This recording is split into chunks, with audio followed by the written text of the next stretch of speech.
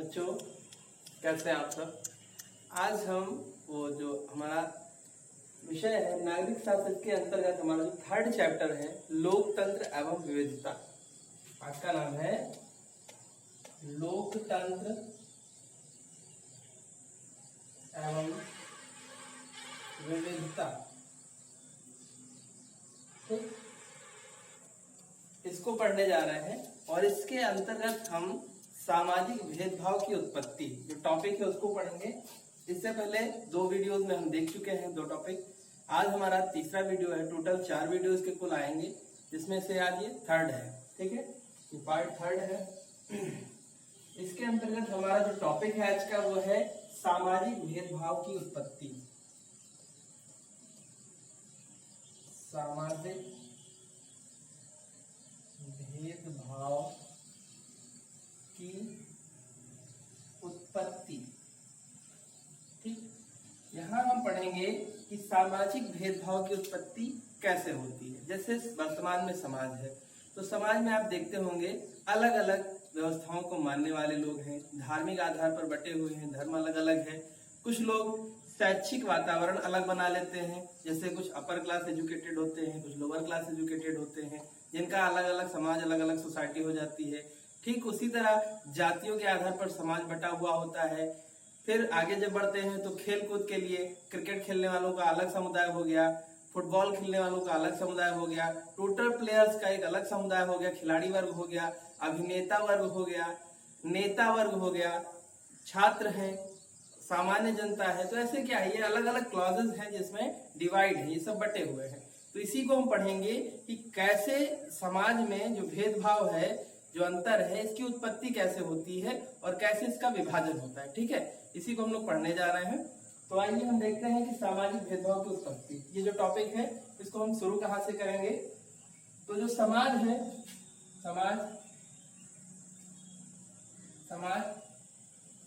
समाज के बारे में कहा जाता है कि समाज सामाजिक संबंधों का जाल है। सामाजिक संबंधों का जाल यानी नेटवर्क है एक तरह से। प्रत्येक व्यक्ति एक दूसरे से लिंकअप है, जुड़ा हुआ है, कोई अपने आप में स्वतंत्र नहीं है। प्रत्येक व्यक्ति हो, दुनिया में कोई भी हो, कोई ना कोई उसका रिलेटिव है, नहीं रिलेटिव है मोहल्ले वाले हैं, मोहल्ले वाले नहीं है तो देश के लोग हैं। यानी कि कहीं ना कहीं वो सामान्य रूप से सबसे जुड़ा हुआ है, इंटरकनेक्ट है। ठीक, इसीलिए समाज को कहते हैं समाज सामाजिक संबंधों का जाल यानी एक नेटवर्क है। तो जो समाज है इसका विभाजन किस आधार पर होता है। तो सर्वप्रथम समाज का विभाजन जन्म के आधार पर होता है। जन्म के आधार पर होता है। अब ये पूछेंगे कि जन्म के आधार पर विभाजन कैसे होता है। तो सीधी सी बात है, हमारा जिस घर में जन्म हुआ उस घर के लोग जिस जाति के हैं, हम सीधे सीधे उस जाति के हो गए। यानी उससे अन्यत्र अगर जो भी समुदाय जो भी जाति है उससे हम अलग हो गए, भिन्न हो गए। ठीक, यानी जन्म के आधार पर जाति का निर्धारण हो गया। ठीक, अब देखिए यही तो है भेदभाव की उत्पत्ति का पहला अध्याय शुरू होता है। पहला स्टेप आता है कि जहां हमारा जन्म हुआ उसी जाति के हम हो गए। फिर उस जाति के लोग जिस धर्म को मानते हैं हम उस धर्म के हो गए। ठीक हो गया, यानी अब क्या हो रहा है, अन्य धर्म जो है उनसे हम अलग हैं, अलग हो गए। तो क्या हुआ, हमारा जाति हमारी और धर्म का निर्धारण कैसे हो गया, जन्म के आधार पर। यानी समाज का जो विभाजन है, जो भेदभाव की उत्पत्ति है, वो जन्म से ही शुरू हो जाती है। ठीक है, इसके अलग अलग जो पिलर्स हैं, जो आधार हैं, वो क्या है, कैसे कैसे विभाजन होता है उसको हम लोग देख रहे हैं। तो इसके विभाजन का, जैसे कि समाज व्यक्तियों का समूह है, व्यक्तियों का समूह है। ठीक, और ये समूह जो है वो विविधतापूर्ण है, विविधतापूर्ण है। समाज जो है वो विविधतापूर्ण, व्यक्तियों का जो समूह है वो विविधतापूर्ण है।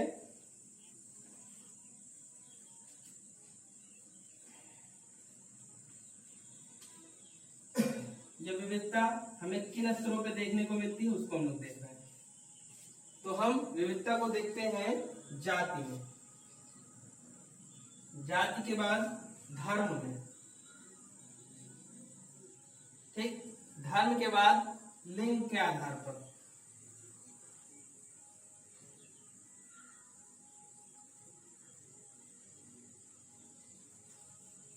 ठीक।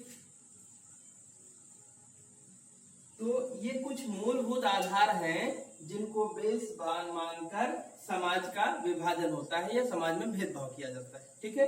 जाति के आधार पर, या उच्च जाति का है, निम्न जाति का है, धर्म के आधार पर इस धर्म का है या किसी अन्य धर्म का है, अपने धर्म का नहीं है, इस तरह की बात करके। और सबसे बाद में आता है महिला और पुरुष, इस आधार पर भेदभाव। जो महिला और पुरुष का जो विभाजन है उसका आधार सिर्फ जैविक नहीं है या प्राकृतिक नहीं है कि वो अपनी शारीरिक बनावट के कारण भिन्न है या उनके साथ भेदभाव, उनके खिलाफ लंबे समय से एक रूढ़िवादी परंपराएं बनी चली आई हैं। एक महिलाओं के प्रति दृष्टिकोण बना दिया गया है कि उनका जो जीवन है वो सार्वजनिक क्षेत्रों से अन्यत्र रहना चाहिए, भिन्न रहना चाहिए। निजी जीवन, व्यक्तिगत जीवन, चहारदीवारी के भीतर वाला जीवन, उनके बारे में सोचा जाता है। पालन पोषण से ही मानसिकता बनाई जाती है कि घर में रहना है, गृह कार्य करने हैं। समाज में धीरे धीरे परिवर्तन आ रहे हैं, महिलाएं आगे निकल कर आ रही हैं, विभिन्न क्षेत्रों में योगदान दे रही हैं, लेकिन वो अभी सिर्फ उदाहरण स्वरूप है। विभिन्न क्षेत्र ऐसे हैं जो बिल्कुल महिलाओं से अछूते हैं, जैसे कि आप अगर पार्लियामेंट देख लीजिए तो उसमें किसी प्रकार का कोई वेटेज महिलाओं के लिए नहीं है। ठीक उसी तरह विधानमंडल में, विधान परिषद में किसी के प्रकार का कोई वेटेज नहीं है। निकाय चुनाव जो होते हैं ग्रामीण स्तर पर, ग्राम पंचायत स्तर पर, उसमें 1/3 का वेटेज 33% का आरक्षण महिलाओं को दिया गया है। लेकिन जो उच्च स्थान है, जो ऊंचे प्लेसेस हैं, वहां पर भी नहीं मिल पा रहा है। तो क्या है, एक तरह का विभाजन है। तो हमने देखा कि सामाजिक भेदभाव की जो उत्पत्ति है शुरू होती है जन्म से, और इसके जो मूलभूत सिद्धांत है, मूलभूत आधार है जिन पर भेदभाव किया जाता है, जाति के आधार पर, धर्म के आधार पर, लिंग के आधार पर, ठीक। इन आधारों पर समाज में भेदभाव का वातावरण तैयार होता है, ठीक। लोग जाति को लेकर भेदभाव रखते हैं, आपस में धर्म को लेकर रखते हैं, और महिला पुरुष को लेकर भेदभाव की स्थिति उत्पन्न करते हैं। ये 3 मेजर पॉइंट्स हो जाते हैं आपके पूरे सामाजिक भेदभाव के, ठीक। अब इसके आगे जो हम बढ़ते हैं,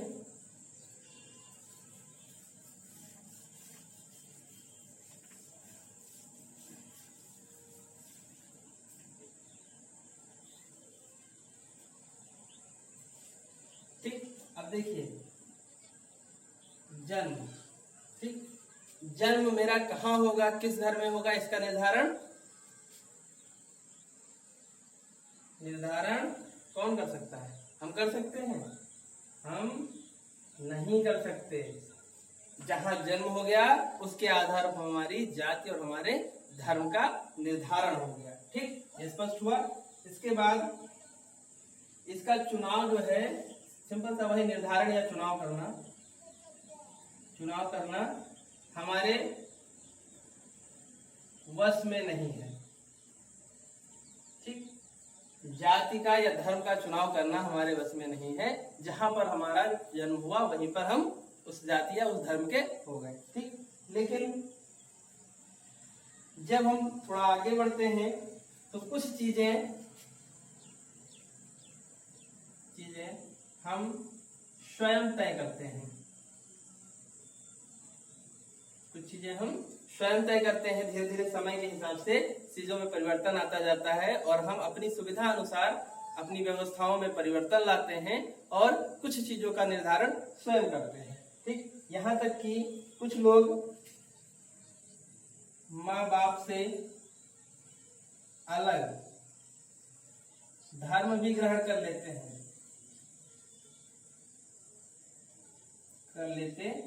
ठीक। यहाँ पर ये बताने का उद्देश्य सिर्फ इतना है कि सामाजिक भेदभाव की उत्पत्ति जो है उसको अगर आप ईश्वरीय देन मान लेते हैं तो वो अच्छी बात नहीं है। लोग अपने धर्म का परिवर्तन भी अपनी सुविधा अनुसार कर लेते हैं। विभिन्न समयों पर अलग अलग पंथ, धर्म और संप्रदायों को मानना आरंभ कर देते हैं सुविधा अनुसार, ठीक है। तो इस चीज को आप यहाँ से समझ सकते हैं कि इससे अन्यत्र धर्मों को भी लोग ग्रहण कर लेते हैं, ठीक। इसके बाद में जो आगे आता है, इसी प्रकार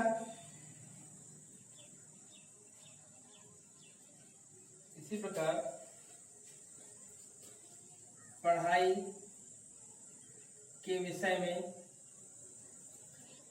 विभिन्न क्षेत्रों में जाकर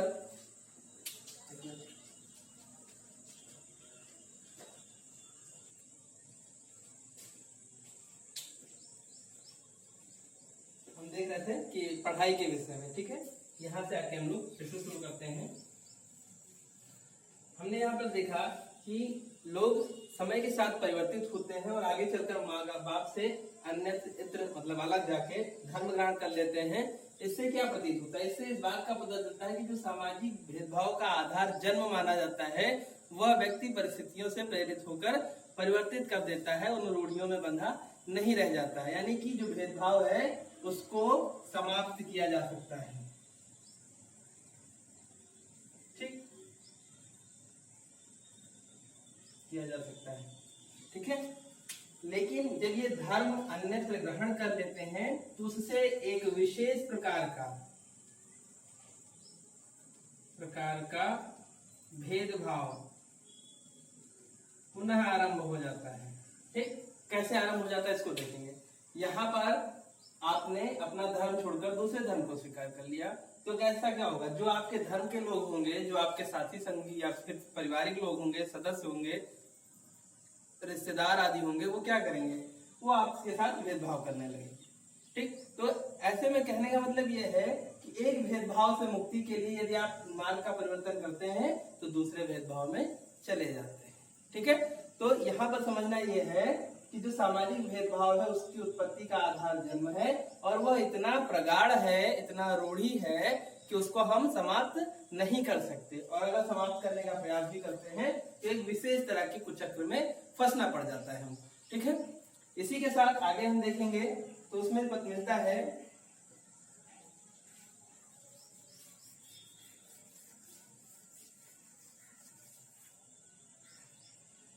कि लोग पढ़ाई के क्षेत्र में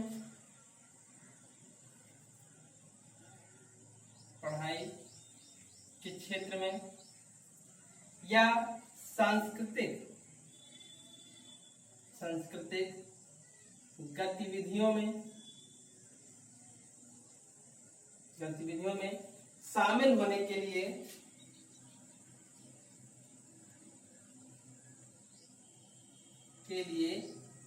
विशेष समुदायों का चयन करते हैं। ये कैसे? भाई अभी तक तो हमने पढ़ा कि जो विभाजन है उसका आधार, जो भेदभाव है उसका आधार जन्म है, धर्म है या लैंगिक मसलों के आधार पर है। लेकिन आगे जब हम देखते हैं तो पाते हैं कि सामाजिक विभाजन के साथ साथ बहुत सारे क्षेत्रों में लोग पढ़ाई आदि को लेकर या सांस्कृतिक गतिविधियों में शामिल होने के लिए विभिन्न समुदायों से सामंजस्य स्थापित करते हैं। तो इससे क्या होता है? ये जिस क्षेत्र को अपनाते हैं वो एक अलग समुदाय हो जाता है, ठीक। मान लीजिए आप कला वर्ग के हैं, ठीक। तो ये क्या है? कला वर्ग क्या है? एक विशेष समुदाय है। उसके बाद आप विज्ञान वर्ग के हैं, ये क्या है? ये भी एक विशेष समुदाय है। उसके बाद आप मान लीजिए वाणिज्य के हैं, तो ये क्या है? ये भी एक विशेष समुदाय है, ठीक। फिर मान लीजिए अगर आप व्यावसायिक हैं, व्यावसायिक शिक्षा से कर रहे हैं, तो क्या है? ये एक अलग समुदाय है। तो हम देखते हैं कि जो विभाजन है वो हमारा सिर्फ जाति धर्म के आधार पर नहीं है, समाज में ही नहीं है, शैक्षिक वातावरण में भी विभाजन है। और इसकी उत्पत्ति होती है अपनी आवश्यकताओं की पूर्ति के लिए करते हैं इनकी उत्पत्ति, ठीक है, ठीक। इसी के साथ जब आगे बढ़ते हैं हम तो देखते हैं कि खेल कूद के क्षेत्र में, जैसा कि मैंने पहले बताया कि खेल कूद के क्षेत्र में अलग अलग खेलों के आधार पर खिलाड़ियों का अपना अलग अलग समूह या समुदाय बन जाता है। जैसे क्रिकेटर हो गए, फुटबॉलर हो गए, हॉकी प्लेयर हो गए, कबड्डी खिलाड़ी हो गए, ये क्या है? इनका सबका अलग अलग समूह बन जाता है, समुदाय बन जाता है, ठीक है। तो इस प्रकार से आवश्यकताओं को ध्यान में रखते हुए और साथ ही साथ कुछ जन्म आधारित व्यवस्थाओं के कारण संपूर्ण मानव समाज विभिन्न समूहों और विभिन्न वर्गों में बढ़ जाता है, ठीक है। और आगे जब हम देखेंगे इसको तो आगे उनसे होने वाला प्रभाव जो है या उनका विभाजन का राजनीति के क्षेत्र में क्या प्रभाव पड़ता है, या राजनीति को प्रभावित होना चाहिए इस विभाजन से या नहीं होना चाहिए, अगर मान लीजिए किसी एक जाति या धर्म को लेकर राजनीतिक व्यवस्था स्थापित कर दी जाए तो क्या होगा, या उसके तुष्टिकरण की व्यवस्था अपना ली जाए शासन द्वारा, तो ऐसे में क्या होगा, असंतोष उत्पन्न हो जाएगा। ठीक, तो यहाँ पर हम लोग आगे इसके जब हम समझेंगे जाति धर्म और लैंगिक मसले, उसको समझने के लिए हमें यह समझना आवश्यक है कि समाज विभिन्न क्षेत्रों में बटा हुआ है, विभाजित है। ठीक, और जब विभाजित समाज होगा तो उसको आगे लोकतांत्रिक व्यवस्था में कैसे हैंडल करना है उसको पढ़ेंगे हम लोग।